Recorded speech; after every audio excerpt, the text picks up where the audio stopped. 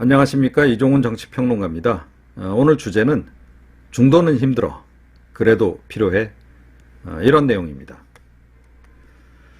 시사저널이 지난 한 해 한국갤럽 여론조사 결과를 분석을 했습니다. 그랬더니 어떤 현상이 나타났느냐, 대선 이후에 양당이 극한 대립을 계속 이어가면서 무당층이 크게 증가했다는 것이죠. 지난 대선 직후에 한 15% 정도 였었는데 이게 연말에는 30%까지 치솟았다.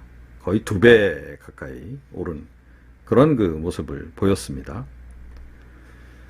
무당층이 모두 중도층은 아니죠. 많이 겹치긴 합니다만 그렇습니다.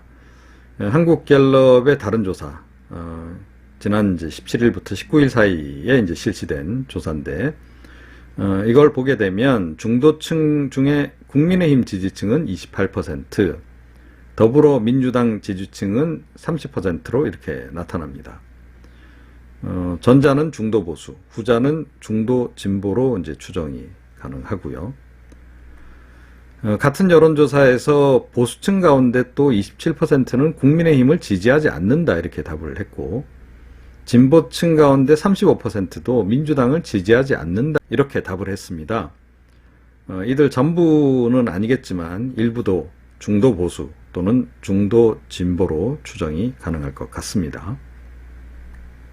중도층 가운데 36%로 나타난 무당층, 또 보수층 가운데서 국민의힘을 지지하지 않는 층, 진보층 가운데 민주당을 지지하지 않는 층, 전부는 아닙니다만 그 일부를 합치게 되면 전체 중도층으로 볼 수 있지 않을까 이렇게 생각합니다.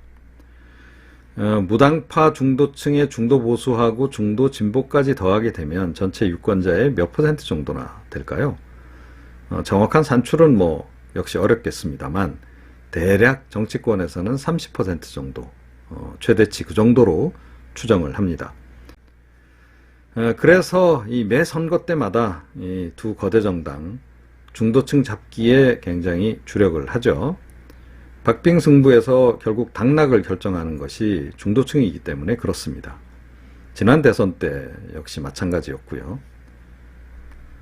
자, 그런데 이제 선거가 끝나고 나면 중도층이 관심 밖으로 좀 밀려납니다. 당분간 이들의 도움이 별로 그렇게 절실하지 않기 때문인데요. 선거에 필요해서 일부 또 중도 성향 인물 영입하기도 하고 하는데, 이 사람들도 당내에서는 그냥 비주류에 불과합니다. 그래서 역할의 한계를 좀 노출하게 되는 그런 상황이 벌어지죠. 언론 역시 마찬가지입니다. 이 중도층 목소리를 담는데 그렇게 적극적이질 않습니다. TV 방송 패널 구성만 보더라도 이 양당을 대변하는 패널만 주로 초대를 하죠. 그래서 기계적 균형을 맞춥니다.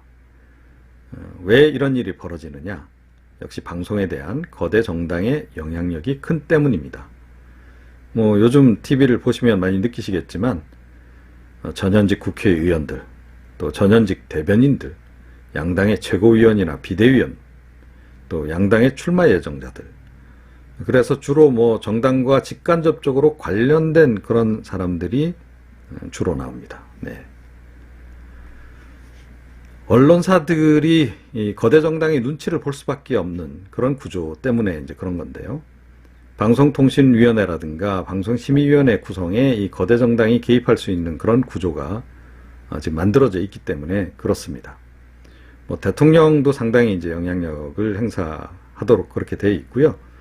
또 여당 교섭단체, 또 야당 교섭단체가 이 위원들 추천할 수 있는 그런 권한을 또 가지고 있습니다. 방송통신위원회가 아무래도 여러 가지 이제 심의라든가 규제 관련해서 권한이 있다 보니 각 방송사로서는 자연스럽게 방송통신위원회의 눈치를 볼 수밖에 없고, 또 원천적으로는 각 정당, 두 거대 정당의 눈치를 또 볼 수밖에 없는 그런 구조가 만들어진다, 이런 얘기입니다. 그런데 이 중도층의 목소리를 무시하게 되면 어떤 일이 벌어질까요? 중도층은 그렇게 극단적이진 않습니다, 기본적으로. 그리고 두 거대 정당이 극한 대립을 할 때 절충안, 또는 이제 중재안을 찾기 위해서 애를 쓰죠. 그런데 그들의 목소리가 반영되지 않는다. 역시 타협이 이루어지지 않고 예산 합의도 어려워지고 입법 성과도 나지 않는 그런 결과로 이어집니다. 실제로 이게 수치로도 지금 확인이 되고 있습니다. 법안 통과 실적을 보게 되면 20대 국회 대비 3분의 1 수준으로 떨어졌다는 거죠. 네. 뭐 여당이나 또는 뭐 정부가 법안을 제출해도 야당이 협조를 안 해줍니다. 이런 식이 이제 이어지면서 이 입법 성과가 저조해지는 그런 상황이 이제 벌어지는 거죠. 자, 이런 문제를 타개를 하려면 어떤 일이 좀 일어나야 할까요? 우선 뭐 중도 신당 같은 게 창당이 되는 게 한 방법일 것 같고요. 양당이 중도층을 더 포용을 하는 방법도 있겠죠. 또 언론사들이 중도층의 목소리를 더 담아낼 수 있도록 노력을 하는 그런 방안들이 있을 것 같습니다. 중도층은 그래서 더 필요하다. 이런 생각도 좀 들고요. 오늘 제가 드릴 말씀은 여기까지입니다. 감사합니다.